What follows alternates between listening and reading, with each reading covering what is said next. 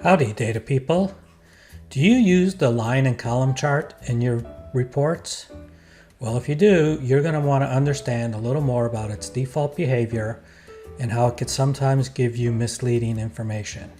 Stay tuned to the end and I will show you how to correct this. Let's go.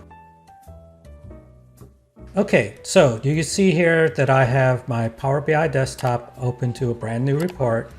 And we're going to get this started by just pasting in data from a blank table. I happen to have this data in Excel, so I'm just going to copy it and bring it in.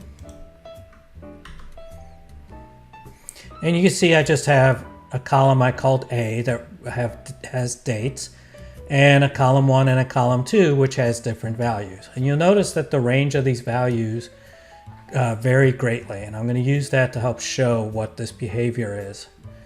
I'm going to leave it named as table and just load it. We have our data loaded. I'm going to go ahead and choose one of the line and column charts and bring it onto my canvas. And I'm going to have column A show up on my shared axis. And then I'm going to put column 1 with its default behavior. That goes onto the column values, and I'm going to put column 2 down onto the line values. Make this a little bit bigger.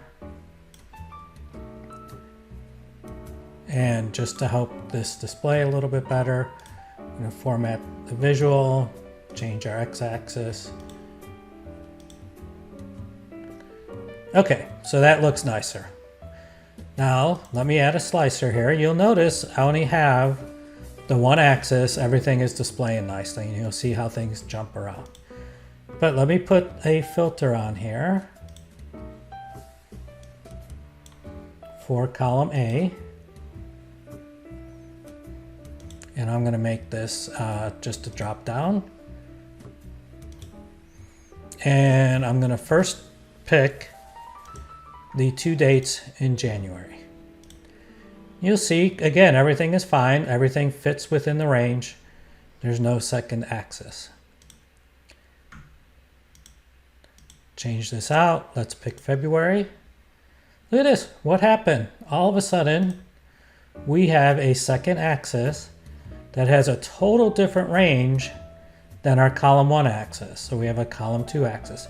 So now these values really are kind of skewed because how these numbers are. You can read them and technically it is accurate, but it really doesn't work well for me.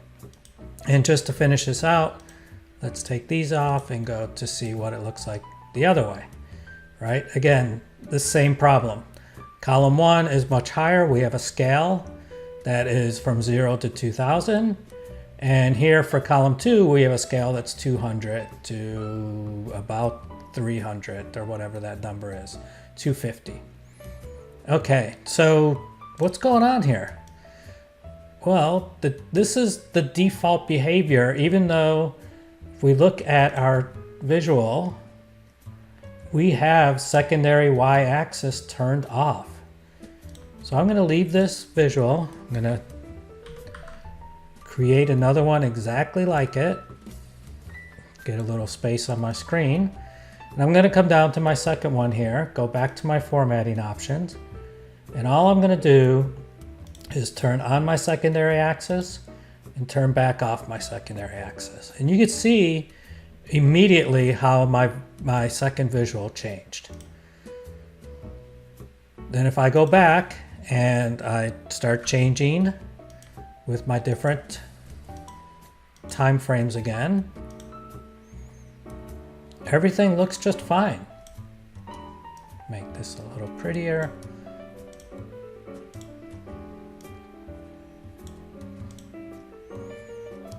So again, so the top one versus the bottom one all looks the same. Turn these all off. See the differences? And all I did on the bottom visual is click on and click off. So I enabled and disabled show secondary axis. And you see the visuals make a whole lot more sense now. We get one axis always, that always has the high and low values for whatever is between column 1 and column 2 rather than the 2. So I hope that this helped you and that you'll be able to have better visuals and better reports because of it. Thanks.